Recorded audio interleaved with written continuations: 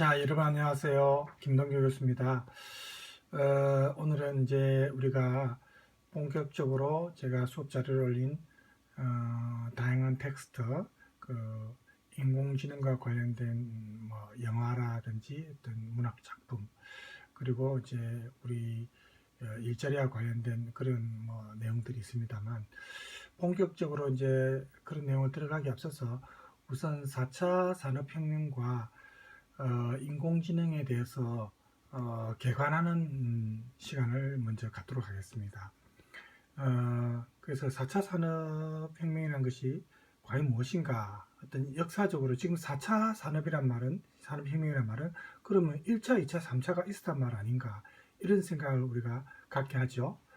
그래서 이런 어떤 역사적으로 이렇게 이르기까지의 과정에 대해서도 어느 정도 우리가 개관을 하고, 그 다음에 이제 인공지능과 미래 사회에 대한 그 전망을 하는 것이 순서가 아니겠습니까? 그죠? 그래서 이제 이 인공지능이 사실은 갑자기 최근에 몇 년 전에 생긴 건 아닙니다. 이미 오래 전부터 사실은 우리 주변에 그 인공지능의 기능을 하는 그런 어떤 작은 부품들부터 시작해서 존재해 왔습니다. 지금 갑자기 우리가 인공지능이라니까 마치 수년 전에 갑자기 나타난 것처럼 우리가 잘못 오해할 수도 있는데, 1950년대, 그럼 우리가 6.25 전쟁이 났을 때 아닙니까? 이때부터 사실은 인공지능의 어떤 기능을 하는 그런 작은 부품이나 기계들이 사실은 나오기 시작했어요. 그래서 계속해서 이제 좀 반복 보완 이렇게 하다가 2016년에 4차 산업혁명이라는 이 표현이 먼저 나온 것은 다보스 포럼에서 이 4차 산업혁명이라는 그 표현을 먼저 썼습니다. 세계 경제 포럼이 여기 지금 나와 있죠. 요약에 2016년 1월 열린 다보스 포럼에서 4차 산업혁명을 화두로 이때 처음으로 제시했습니다. 그래서 4차 산업혁명을 어떻게 정의했냐면, 디지털 혁명에 기반하여 물리적 공간, 디지털적 공간, 그리고 생물학적 공간의 이제 그 경계가 허물어진다. 그래서 모든 이런 경계가 허물어지면서 기술이 융합되는 시대, 이걸 4차 산업혁명이라고 정의를 내린 겁니다. 그래서 우리가 이 4차 산업혁명을 우선적으로 뭐 본격적으로 이제 내용에 들어가기 앞서서, 그러면 어떤 과정을 거쳤는가? 우리가 산업혁명이라는 표현을 여러분 들어봤죠? 역사적으로 볼 때 전기기관으로 대표되는 게 1차 산업혁명 아닙니까? 여러분 아마 고등학교 때 배웠겠죠? 그래서 이게 1차 산업혁명이고 영국에서 먼저 일어났죠.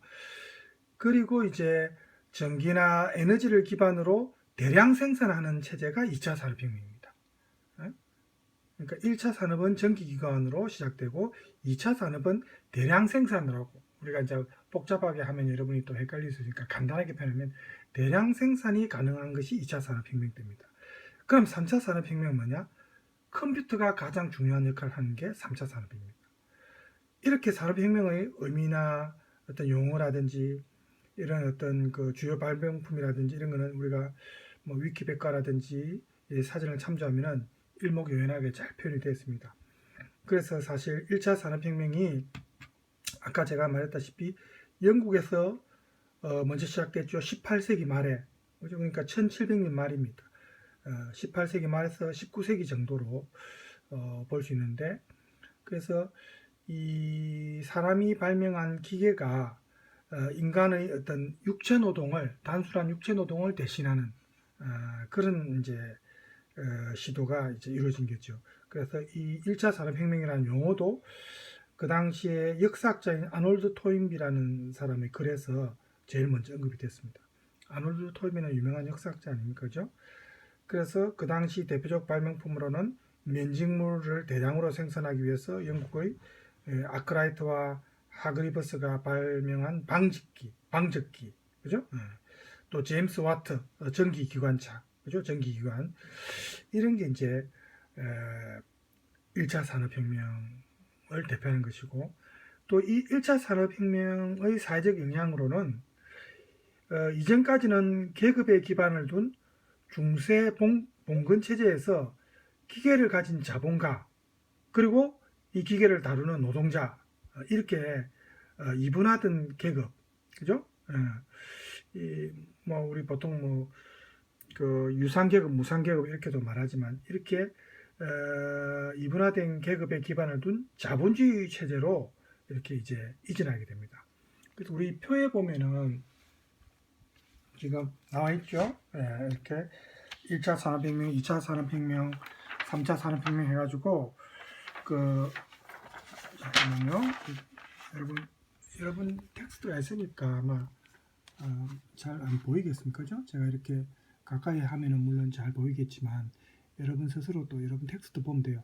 1차 산업혁명은 방금 했죠. 그래서 이게 이제 18세기라고 보면 1차 산업에서 이제 그 산업혁명이 가져온 그 문제점은 환경이 오염된 겁니다. 1차 산업 때는 공업화가 급진전되면서 영국의 옛날에 영국 스모그라는 말 여러분 들어봤습니까? 안개. 그게 산업혁명이 이루어지면서 영국의 그 당시 환경 오염 때문에 이제 그런 현상이. 그러니까 뭐 그 안개 때문에 그 가까이 있는 사람도 못 알아볼 정도로 뭐 그 정도로 심했던 적이 있습니다. 지금은 이제 환경이 많이 이제 다시 정화가 됐지만은 그래서 그때는 이제 뭐 그 공업화에만 진척하다 보니까 주변 환경 오염까지는 생각하지 못했던 시기고 지금은 완전히 달라졌죠. 그리고 또 너무 이렇게 사람을 이제 그 기계를 다루는데 너무 그 노동자들을 유린해서 장시간 동안 근무하게 하고 그러다 보니까 건강도 파괴되고 그래서 노동자의 인권이 문제가 또 됐습니다. 1차 산업혁명 때는. 그 다음에 또 너무 어린 아이들까지 노동에 동원하면서 아동노동이라는 그런 문제도 또 야기했습니다. 이게 이제 1차 산업혁명 때 야기된 문제들입니다. 그래서 여기에 대한 해결책으로 뭐 현대적인 복지제도라든지 또 사회주의 같은 게 이제 생기게 되죠. 사실은 여러분이 사회주의 하면은 우리가 특히 노인들은 우리 6.25 전쟁을 겪으신 분들은 자꾸 이제 그 공산주의와 이제 혼돈하고 사회주의에 대해서는 굉장히 부정적인 그 시각을 가진 분들이 많은데 사실은 사회주의 이론만 따지면 사회주의가 결코 나쁜 게 아니거든요. 자본주의의 단점을 보완할 수 있는 게 사실은 사회주의적 요소입니다.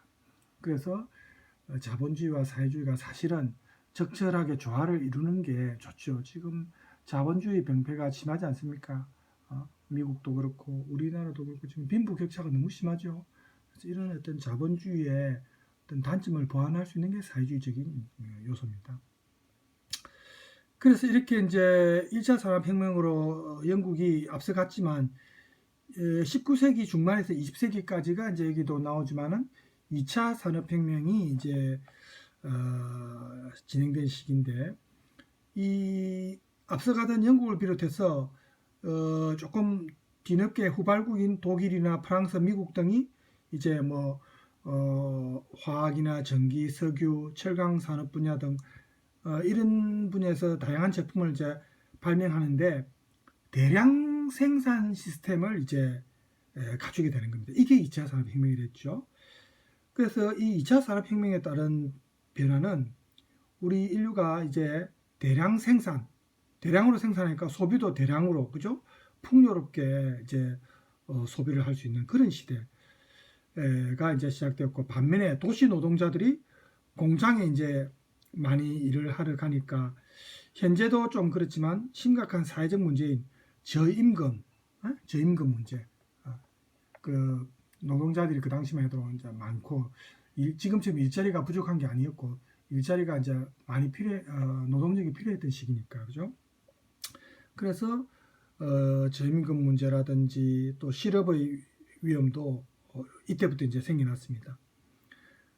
그래서 노동조합도 이때 만들어지고 이제 노동자들을 보호하기 위해서 특히 북유럽에서는 복지국가를 이제 슬로건으로 하면서 수정 자본주의가 이 당시에 이제 나왔습니다.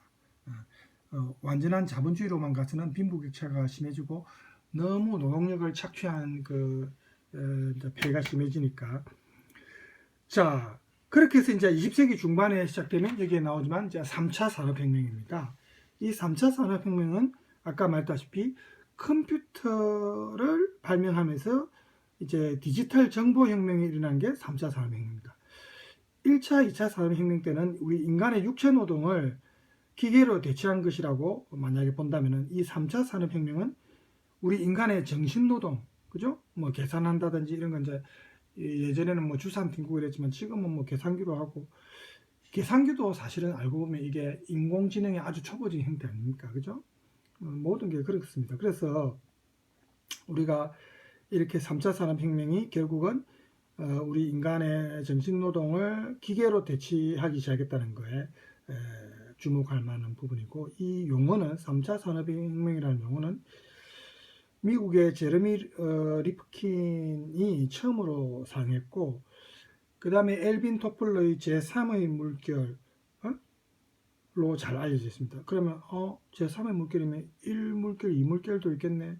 예, 1물결이 농업혁명이고 제2의 물결이 산업혁명이고 제3의 물결이 정보혁명이라고 이제 엘빈 토플러가 정의를 내렸는데, 이 당시 대표적 발명품은 역시 컴퓨터죠.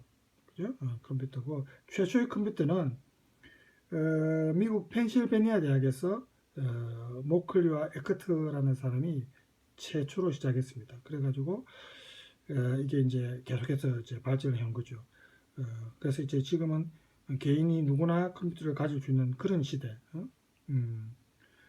우리 보통 퍼스널 컴퓨터를 하죠. PC. PC 할 때 P가 이제 퍼스널의 약자입니까? 퍼스널이 개인적인 이 말이죠. 이때부터 이제 개인용 컴퓨터가 이제 PC가 시작된 겁니다. 스티브 잡스에 의해서 애플에서 먼저 시작했죠. 그래가지고 이제 전 세계 컴퓨터를 연결하는 월드 와이드 웹, 우리 보통 WWW라죠. 월드 와이드 웹을 줄임말이죠. 이게 이제 1989년에 팀 버너스리에 의해서 시작됐고, 또 이 웹을 응용한 제품인 검색, 우리 지금도 쓰고 있는 구글이 1998년에 시작됐습니다. 그 다음에 아마존, 전자상거래인 아마존이 1994년에 시작됐고, 우버인 운송은 2009년에 이제 시작됐고, 그죠?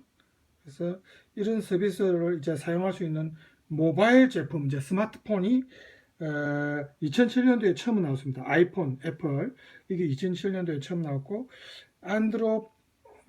안드로이드 폰인 이제 구글, 삼성 갤럭시 이런 게 이제 2009년도에 시작되었습니다. 그래서 이렇게 이제 우리가 조금 개관을 해봤는데, 자, 그러면 이제 4차 산업혁명으로 넘어가겠습니다. 그래서 4차 산업혁명은 인더스트리 4.0이라고도 합니다. 4차 산업혁명을 인더스트리, 산업공업할 때 영어 알죠? 인더스트리 4.0, 그러니까 1.0, 2.0, 3.0, 그 다음에 이제 4.0인 거죠. 그래서 이 4차 산업혁명은 세계경제포럼에서 아까 얘기했죠. 다보스, 이 세계경제포럼의 창립자인 독일의 클라우스 슈밥, 이름이 슈밥입니다. 좀 특이하죠? 클라우스 슈밥이 그 당시 2016년에 이제 다보스 포럼이 열렸는데, 이와 관련해서 발간한 저서가 있습니다. 그 저서 이름이 제4차 산업혁명입니다. 그래서 이 4차 산업혁명의 기술적인 구조는 결국은 우리가 뒤로 넘어가면 이제 여기도 이제 그림이 나오는데, 잠깐만요.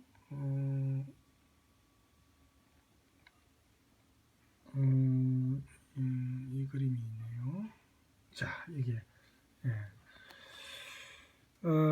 그래서 이제 이렇게 사물 인터넷, 그죠? 이걸 통해서 인지를 고도화하고 또 클라우드 컴퓨팅을 통해서 학습을 고도화한다든지 이런 빅데이터를 이제 이용하는 그런 인공지능, 우리 보통 딥러닝 기술이라고도 말하죠.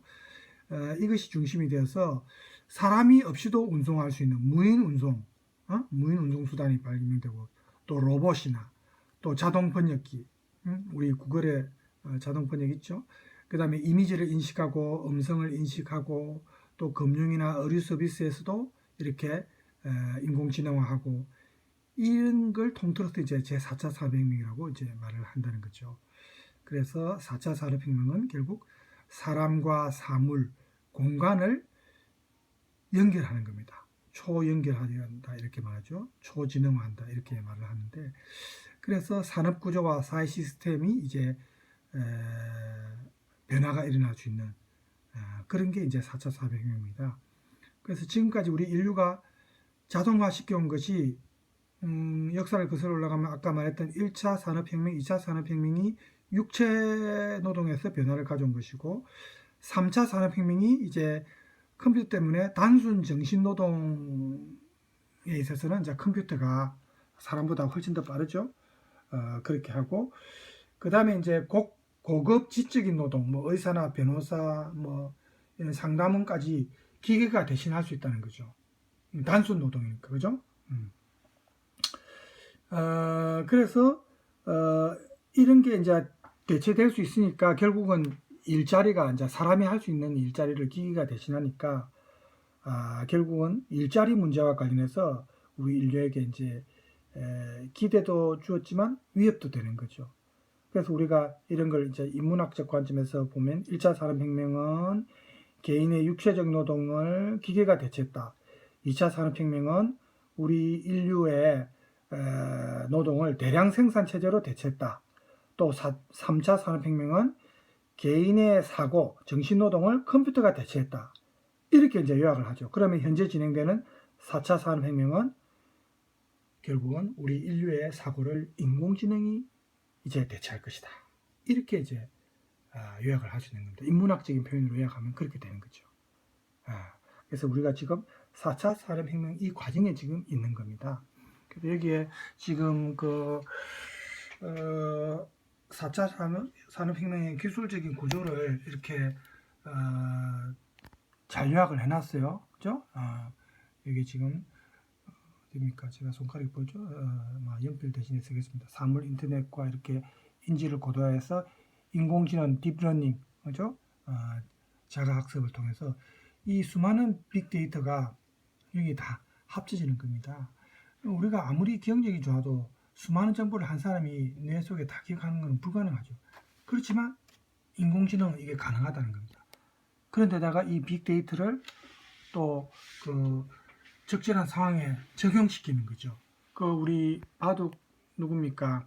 이세돌과 알파고 바둑에서도 이세돌이 아마 알파고한테 한 번 이긴 거는 아마 세계 역사에 이제 남을 겁니다. 더 이상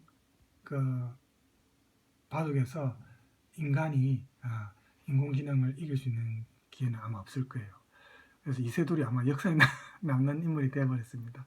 인공지능을 어쨌든 한 판이라도 이겼으니까, 그죠? 그래서 이게 이제 서비스 지능으로 넘어가면은 이렇게 로봇이나 사람이 없이도 운송을 자동차에서 인공지능을 이용해서 하는 거죠. 번역도 자동적으로 번역하고, 뭐 안경 같은 거 끼면은 그 안경 끼고 다니면서 바로 이제 이러면 이제 동시통역과도 직업을 잃게 되는 거예요, 그죠? 이런 여러 가지 금융, 은행도 앞으로 없어진다는 거 아닙니까, 그죠? 필요 없다는 거죠. 점포가 필요 없는 거죠. 의료도 지금 뭐 우리나라도 인공지능 로봇 왓슨입니까? 하여튼 수술하는 게 사람보다 더 완벽하죠. 사람은 그 전날 의사가 술을 먹었다든지 많이 먹었다든지 사람은 좀 피곤하면은 그게 수술할 때 사람 손으로 직접 할 때는 영향을 받을 수 있잖아요. 그죠? 컨디션이 안 좋을 때 의사가 해외 토픽에도 한 번 나오면 수술하다가 깜빡 잊고 가위나 의료용 기구를 배 안에 넣어두고 봉합하는 바람에 그런 사고도 있었고 예전에, 그죠? 그렇지만 인공지능이 하면은 한치 오차도 없이 정확하게 하는 겁니다. 인공지능은 또 잠도 안 자잖아요. 사람은 잠을 자야 되지만 인공지능은 그런 거 필요 없잖아요. 앞으로 이 인공지능이 대체할 수 있는 직종이 무한합니다. 그래서 나중에 이제 다른 텍스트로 이제 수업할 때 영화 관련 수업 외에도 또 다른 인공지능이 우리가 앞으로 미래에 우리가 없어질 직업, 또 앞으로 유망한 직업, 이렇게 그런 내용도 제가 할 건데, 없어질 직종 중에 이제 이 금융업이나 의료 분야도 들어가는 겁니다. 그죠? 네, 그래서 그 어떻게 보면 뭐 수술 이런 거는 사람이 하는 것보다 사실은 인공지능이 하는 게 더 안전하죠. 굉장히 정밀하고 그죠? 뭐 그리고 또 사람이 할 때는 뭐 개인 병원에는 보면 이상한 의사들도 사실은 많지 않습니까? 지금 CCTV 설치하자는데 의사들이 교사고 반대하는 사람이 많은데 양심에 뭐 자기가 그런 거 없으면은 뭐 반대할 이유가 없죠. 그죠? 이상한 의사들이 좀 있습니다. 수술하면서 딴 생각하는 사람들. 예, 뭐 여자들도 피해보는 사람들이 이제 간혹 있고 외국에도 그런 경우가 많이 있죠. 그래서 인공지능이 하면 그런 일은 없죠. 그죠? 예. 자, 어쨌든 이렇게 막 도표로 지금 잘 4차 산업혁명과 관련해서 기술적 구조를 잘 표현을 해놨습니다. 그래서 이렇게 로봇 같은 경우에 이미 산업용으로 보면은 뭐 자동차, 전자제품 이런 걸 조립하는 로봇이 이미 공장에서 가동되고 있어요.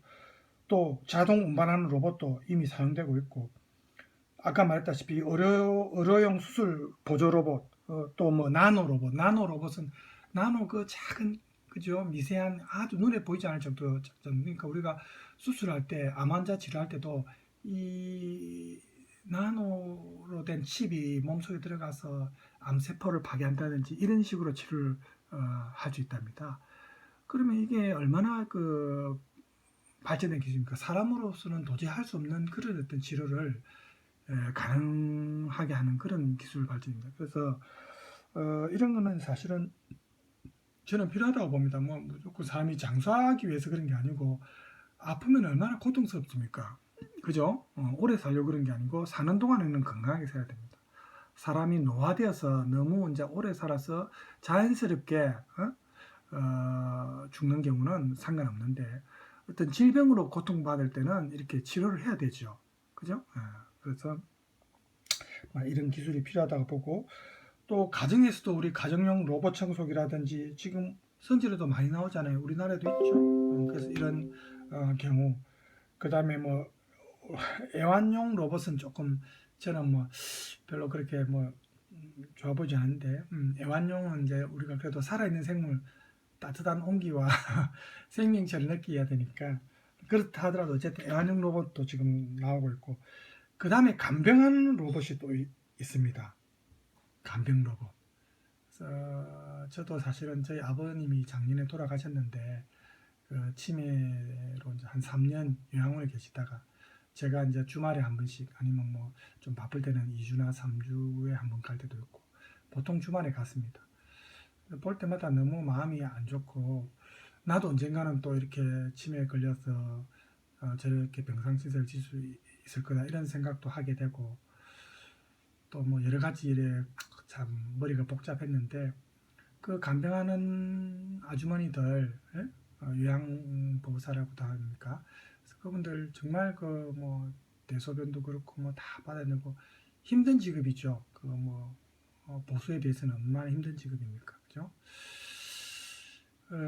그래서 뭐 그런 걸 보면서 뭐 지금 코로나도 사실은 요양원 같은 데서 많이 그 집단 발병하잖아요. 그죠? 그 어떻게 뭐 그 맞기도 힘들고. 그래서 이런 경우에도 이제 그 간병 로봇이 있다면은 사람이 할 수 있는 일이지만 사람이 아니고 간병 로봇이 대신 할 수 있는 거는 또 간병 로봇이 하면은 훨씬 더 좋죠. 그죠? 그리고 이제 이런 전염병이 돌 때는 로봇이 뭐 바이러스에 감염돼서 전염시킬 일은 없잖아요. 그래서 뭐 간병 로봇 이런 거는 참 괜찮다고 봅니다. 그 다음에 또 군사용이나 탐사용으로도 또 많이 나옵니다. 뭐 우주 탐사선이나 무인 정찰기 이런 것도 사실은 인공지능이 다 탑재된 겁니다. 그죠? 무인 정찰기도 사람이 운전 안 하고 하는 거는 그것도 인공지능이 이제 기능을 하는 거고 그 다음에 이제 로봇이 앞으로 이제 그 군인을 대체하는 날이 옵니다. 그래서 특히 우리나라 같은 경우는 우리 지금 여러분들도 남학생들도 다녀야 되는데 군대 갔다 온 분도 있겠지만 대부분 아직 지금 이 교양 수업 듣는 경우는 안 간 학생들이 많겠지만 이렇게 징병제가 되다 보니까 자기 의사와는 상관없이 가야 되니까 그죠? 그래서 그 이제 한창 혈기왕성하고 또 뭐 열심히 자기가 하고 싶은 일 학습할 수도 있고 이런 시기에 군대에 가야 되는데 이 군사용 로봇 같은 경우는 저는 필요하다고 봅니다. 특히 우리나라에서 그죠?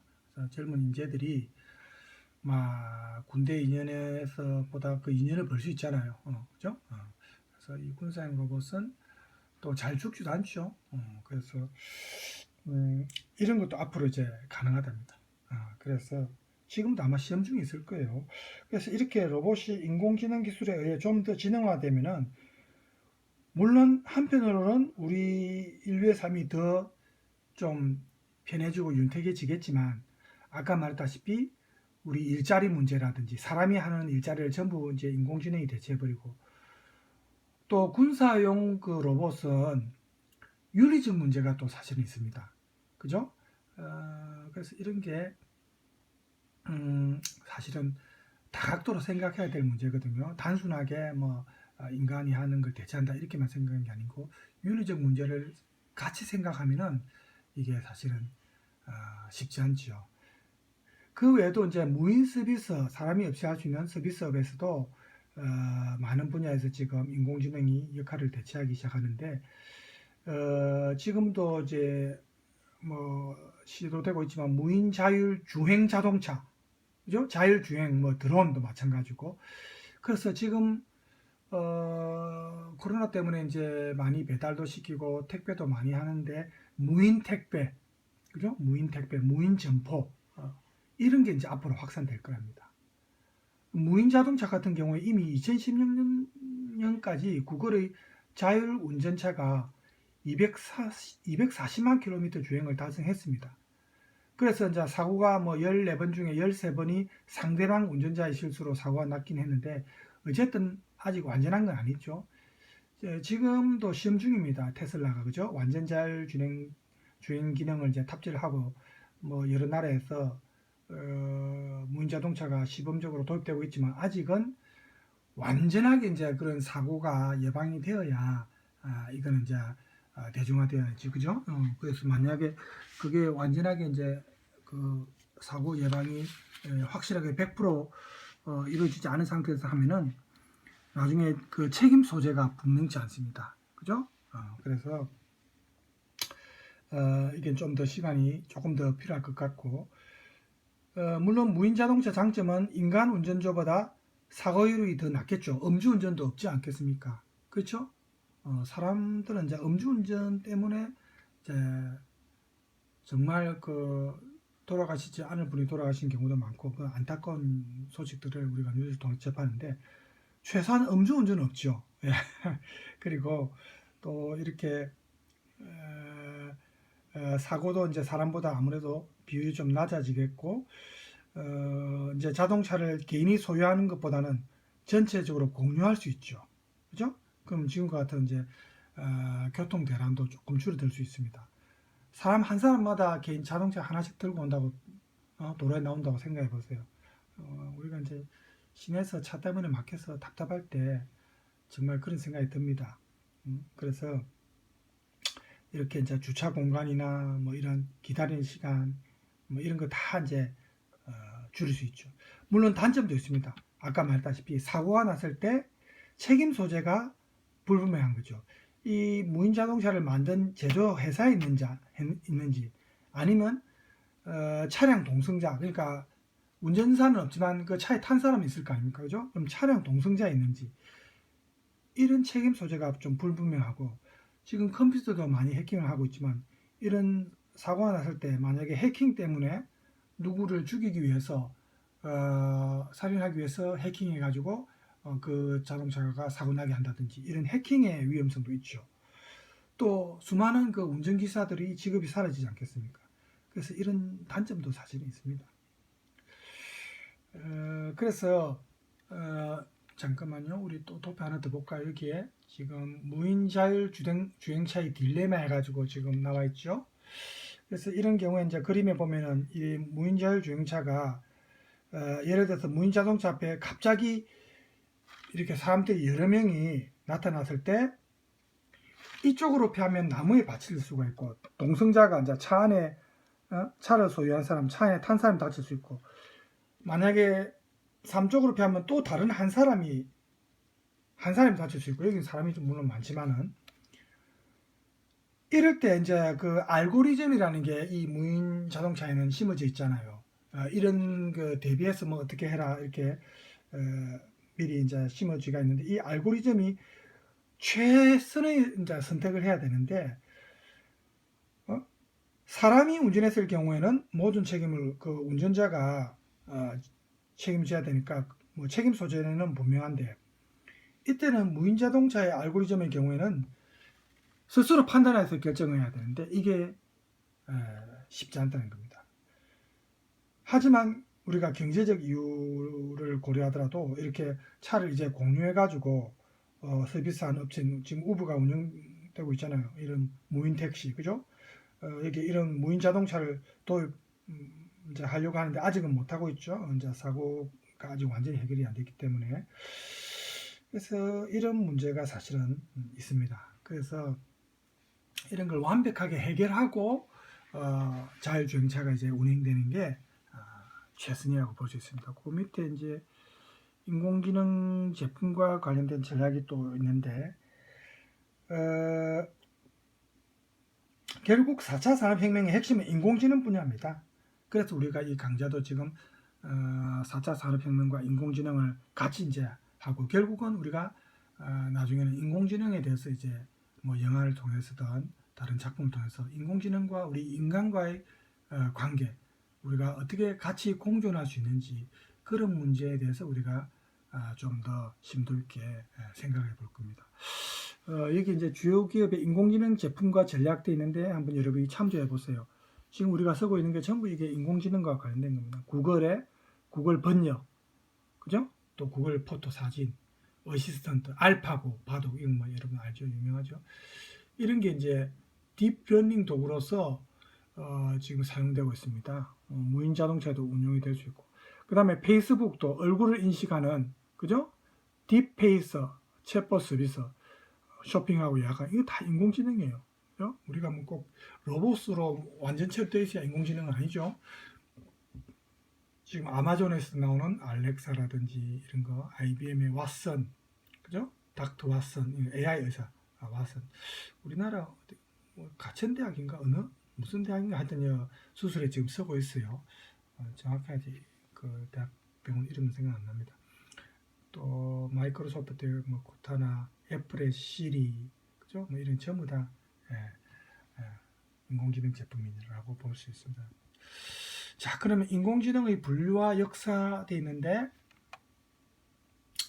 여러분 이제 인공지능을 목적 측면에서 이제 그 우리가 분류하면 여기 나왔다시피 strong AI, 그 다음에 weak AI, 즉 우리말로 번역하면 강한 인공지능, 약한 인공지능 이렇게 구분을 할 수 있답니다.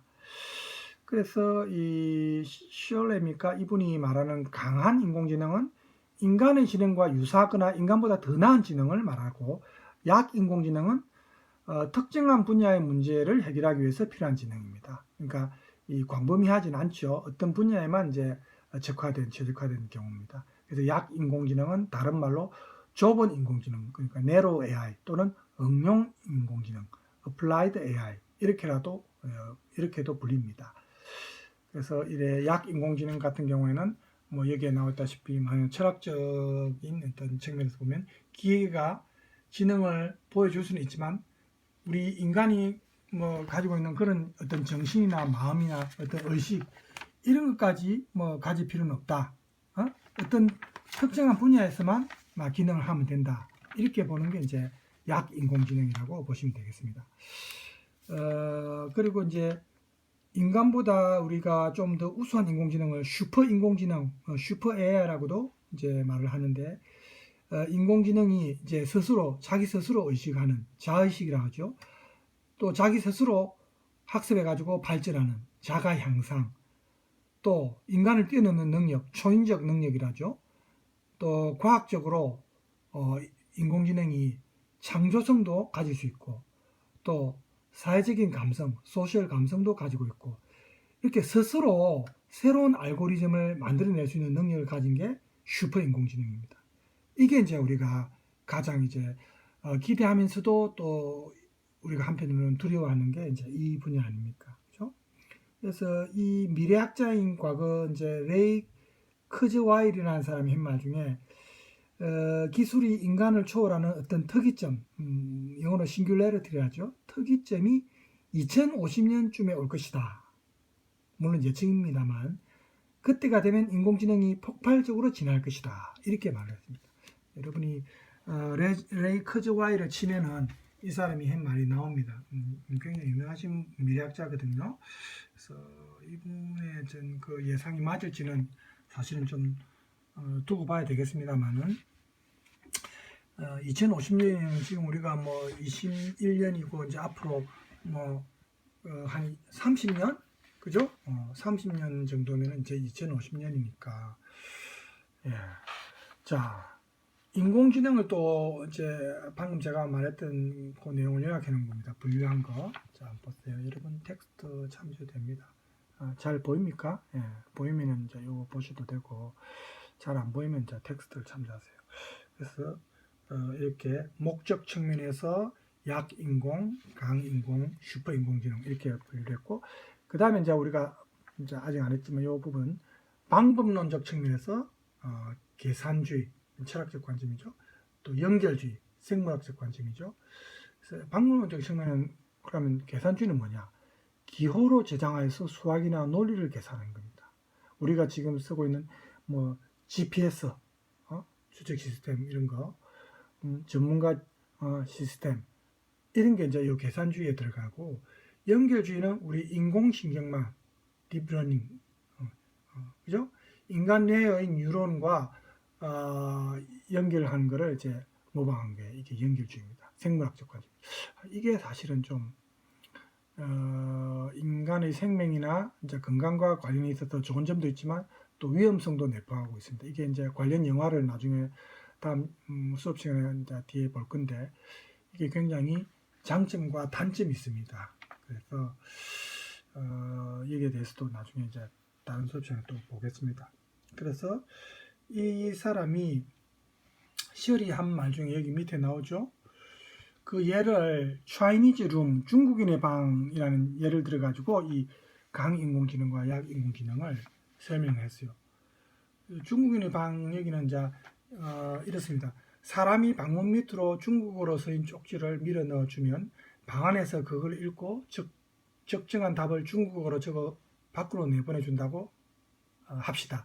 그때 방 안에서 그 일을 하는 사람이나 기계가 정신이나 마음, 뭐 의식 등을 가지고 중국어를 이해해야 할 필요가 있느냐 하는 거죠. 즉 중국어를 모르는 사람이 방 안에서 컴퓨터처럼 잘 짜인 알고리즘에 따라서 답을 내보내 줄 수도 있다 이 말입니다. 그러면 방 안의 사람이나 컴퓨터가 중국어를 이해하지 못했지만 밖에서 볼 때는 적정한 답을 얻었으니까 굳이 방 안에 있는 사람이 꼭 중국어를 알 필요는 없다는 거죠. 이렇게 기계가 보통 사람들이 하는 것처럼 이해하지 않고도 작업을 수행할 수 있다는 겁니다. 그죠? 기계가 이렇게 사람이 하는 어떤 정신작용, 뭐 마음이나 의식 이런 걸 가지고 있지 않아도 지능적으로 작업을 수행할 수 있다는 겁니다. 그 아까 말했던 약인공지능이 바로 이거죠. 이 분야에만 특화된 뭐 아까 뭐 구글 번역이라든지 뭐 이런 거 있죠. 어떤 분야에만 특화된 겁니다. 대신에 이제 사람 혹은 그 이상으로 정신이나 마음이나 의식을 가지고 지능적 작업을 수행할 때는 이제 강인공지능 혹은 슈퍼인공지능이라고 우리가 말할 수 있는 거죠. 그래서 중국인의 그 뭐 방이라는 적절한 사례를 통해서 이렇게 설명했는데 그 밑에 이제 또 여러분 표가 여러분 그림이 잘 보입니까? 인공지능 발전 주요 역사 해가지고 나와 있죠. 그래서 방법론적 측면 아까 요 옆에 나와 있는 그죠? 요걸 참조를 하면은 이제 계산 모델하고 연결 모델 그죠? 계산 모델은 인간의 뇌가 이제 어떤 개념이나 정보를 기호로 저장해 가지고 수학적 논리적으로 계산해 가지고 문제를 해결하고 또 뭐 사고하는 이런 철학적 관점에서 볼 때 이성이죠. 그죠? 이게 이제 목표인데 이런 계산 모델 관점의 인공지능은 무엇을 해결하는 것이 중요하지, 그죠? 인공지능 역사에서 1차, 2차 부흥기에 주로 시도된 겁니다. 그런데 인공지능 역사에서 볼 때 이제 3차 부흥기로 나눌 수 있는 게 여기에 있는 이 도표에서 이제 우리가 확인할 수 있는 거죠. 3차 부흥기를 소프트웨어 정책 연구소에서 2016년에 이제 내놓은 그 인공지능 주요 발전 역사입니다. 그래서 이제 인공지능 용어는 물론 1950년대 튜링 테스트 하디요. 튜링은 사람 이름인 거 여러분 아시죠? 이 사람이 먼저 시도했기 때문에 튜링 테스트랍니다.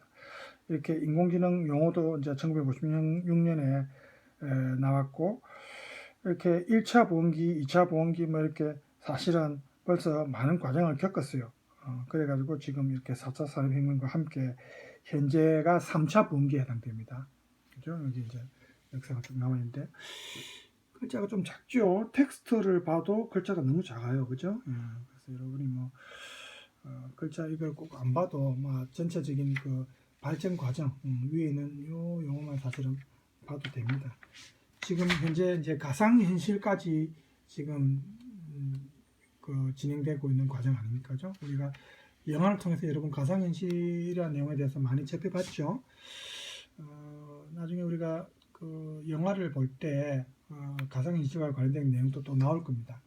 그때 또 여러분이 같이 공부하기로 하고 그러면 이런 인공지능의 미래에 대해서 우리가 좀 뭐 지금까지 역사를 한번 쭉 개관했으니까 미래에 대해서 또 생각을 해봐야 안 되겠습니까?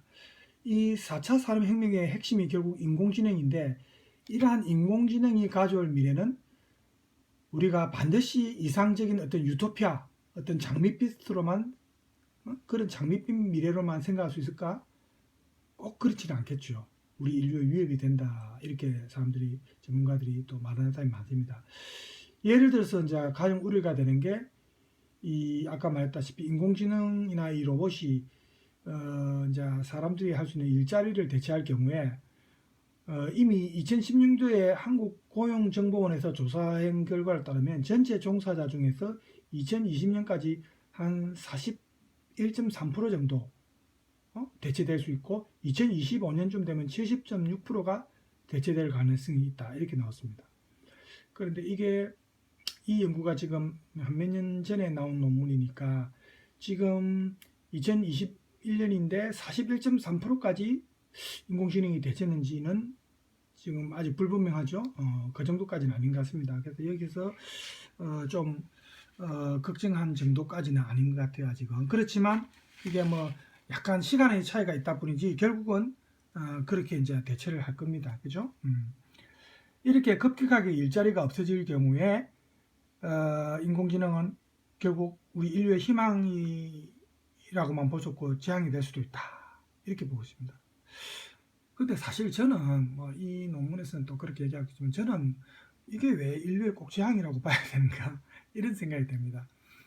앞으로는 인공지능이 사람들이 하는 일자리를 대체하면은 결국 사람들이 일자리가 없을 때는 국가에서 인공지능이 일을 해서 많은 수익을 가져오니까 국가에서 그 실업자들 일하지 않고 이제 있는 사람들 위해서 돈을 줘야 됩니다. 놀고 먹을 수 있도록 기본적으로 그게 잘못된 게 아니죠. 일을 하고 싶지 않은 게 아니라 일을 하고 싶어도 일자리가 없는 거예요. 인공지능이 사람보다 훨씬 더 일을 잘하고 더 많이 생산하고 인공지능은 잠도 안 자잖아요. 우리는 밤에 자야 되죠. 사람이 피곤하면 또 일을 하다가 다칠 수도 있고 죽을 수도 있는데 인공지능은 그런 거 없잖아요. 그죠?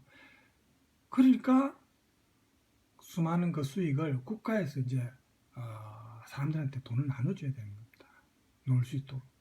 그래서 이게 저는 일자리가 없다고 꼭 재앙이라는 게 아니고 사람들이 잘 좀 더 그 자기 여가를 활용하고 뭐 좀 더 이제 일이 없을 때는 좀 더 인간답게 살 수 있도록 그렇게 하는 것도 나쁘지 않다고 봅니다. 그래서 이걸 뭐 일이 없다고 재앙이라고까지 표현하는 건 제 개인적인 생각입니다만 저는 뭐 꼭 그렇지는 않다고 봅니다.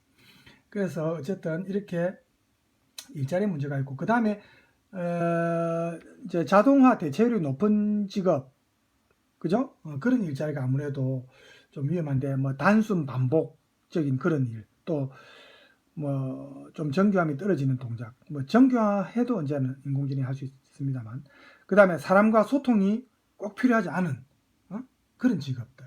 예를 들면 뭐 회계사나 계산원이나 속기사나 뭐 단순 제조업 종사자나 운전사나 이런 직업들이 이제 제일 빨리 없어질 거죠. 인공지능이 이제 뭐 할 수 있으니까, 그죠? 그것도 훨씬 빠르고 능률적으로. 그럼 살아남을 수 있는 직종은 여러분 뭐겠습니까? 자동화로 대체하기 어려운 직종으로는 역시 인간적인 감성에 기초한 예술과 관련된 그런 직업들, 뭐 배우나 화가나 또 작가나, 물론 작가도 요즘에 인공지능 작가가 뭐 나오고 있습니다만 아직까지는 그렇죠. 뭐 또 가수나 디자이너나 이렇게 감성을 기초로 한 예술 분야 관련 직업들은 아마 당장은 자동화가 어렵답니다. 인공지능이 앞으로도, 그죠? 그래서 이런 걸 이제 고려해서 우리가 대학에서 공부하고 이제 직장과 관련해서 여러분이 취업과 관련해서 공부를 하더라도 앞으로 미래에 없어질 직종을 지금 열심히 공부해가 나중에 헛수고할 수도 있습니다. 그죠? 그래서 조금 더 미래를 생각하면서 그렇게 이제 방향을 잡는 게 좋을 수도 있습니다. 그죠? 예. 그래서 이런 불안한 미래를 이제 대체하기 위해서 유럽연합 같은 경우에 이제 그 의회에서 2017년에 그 AI 로봇을 전자인간으로 규정하는 로봇 시민법이라고 만들어 가지고 통과시켰어요. 로봇 시민법을. 그래서 로봇의 어떤 지위, 법적인 지위와 의무를 이렇게 이제 규정한 겁니다. 이게 역사상 최초인데 이 AI 로봇의 지위와 AI 로봇을 개발하고 활용하는 것과 관련해서 그 가이드라인을 제시한 겁니다. 그래서 그 내용이 보면 AI 로봇이 우리 인류에게 도움을 줄 수 있어야 한다는 그런 대전제가 가장 중요한 거죠. 인류에게 도움을 줄 수 있어야 한다. 그런 전제 아래 이제 윤리적 기준이나 기술적 기준을 마련한 겁니다. 예를 들어서 AI 로봇이 뭐 사고를 일으키면 정부가 개입해가지고 즉시 정지시킬 수 있는 그런 어떤 접근 권한, 소스 코드 접근 권한 이런 걸 의무화하고, 또 이제 우리가 다음에 수업 시간에 이제 제가 다룰 작품인데 아이작 아시모프라는 작가가 쓴 공상과학 소설에도 나오는 로봇 3원칙이 있습니다.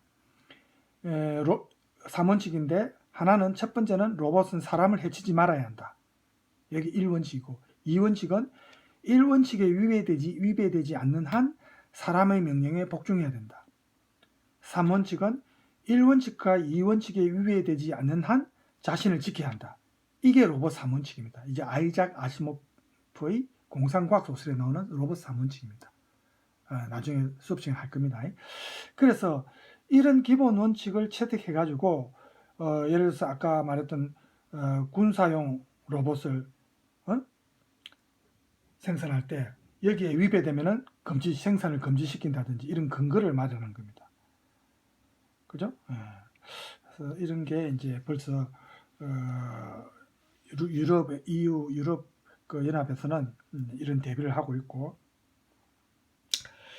또 일자리 문제와 관련해서 독일에서 인공지능 개발 사업으로 2015년에 한 해 120억 유로, 우리 돈은 한 14조 820 뭐 이 정도 된답니다. 14조 820억 원 되는데 이렇게 벌어들였지만 로봇 300개당 일자리 1만 개가 사라진 사례가 이제 통계로 보니까 나와서 이 이제 유럽연합에서는 로봇에 세금을 매겼어요. 로봇세를 매기고, 그리고 아까 제가 말했던 것처럼 모든 국민에게 돈을 지급하는 기본소득 도입 문제도 논의되었는데 이게 결국은 부결되었습니다. 가결되지 않고. 그렇지만 앞으로 아마 제 생각에 가결될 겁니다. 어쩔 수 없이 가결될 겁니다. 그죠? 그래서 결국은 일을 하려고 해도 일을 할 자리가 없어지니까 모든 국민에게 기본소득을 도입해야 됩니다. 그죠? 그래서 이거는 아마 조만간에 틀림없이 실행될 겁니다. 지금 코로나 사태 때도 이제 뭐 이런 재난 사태니까, 그죠? 이런 그 지원금이라든지 국가에서 이렇게 해주는데 아예 근본적으로 일자리가 없어질 때는 당연히 그렇게 해줘야 되죠. 그래서 이건 아마 틀림없이 실현될 겁니다.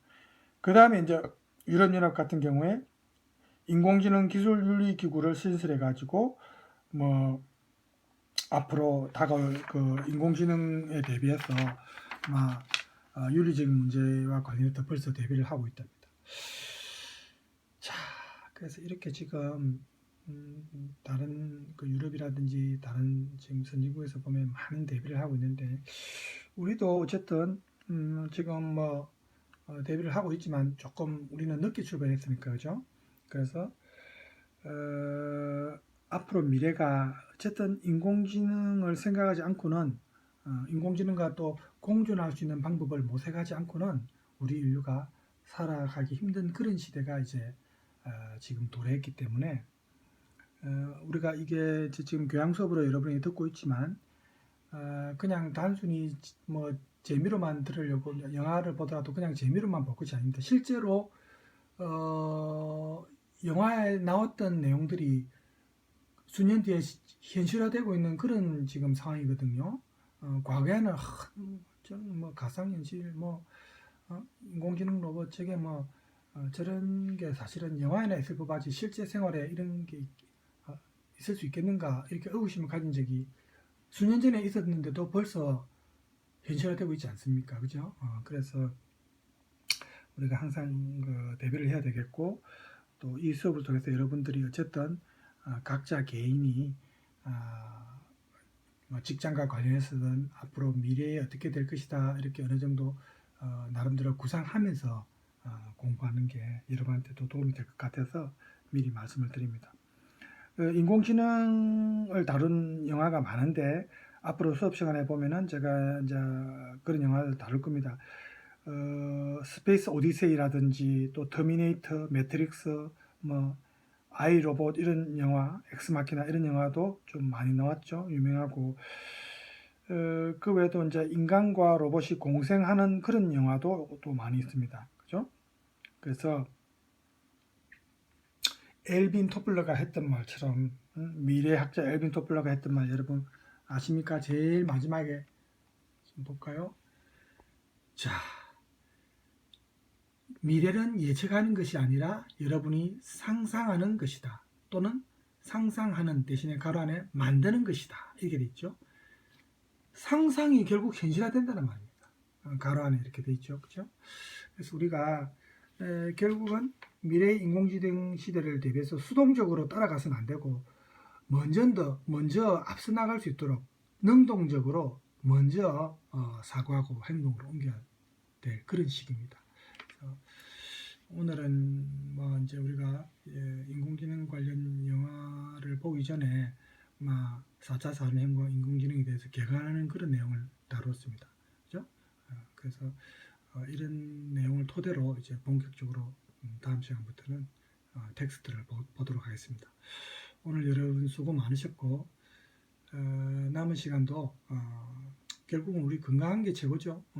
아무리 인공지능이고 뭐고 해도 건강을 해치면 여러분 행복하게 살 수 없는 거 아닙니까? 그죠? 그래서 남은 시간도 건강하게 보내시기 바랍니다. 오늘 여러분 감사합니다.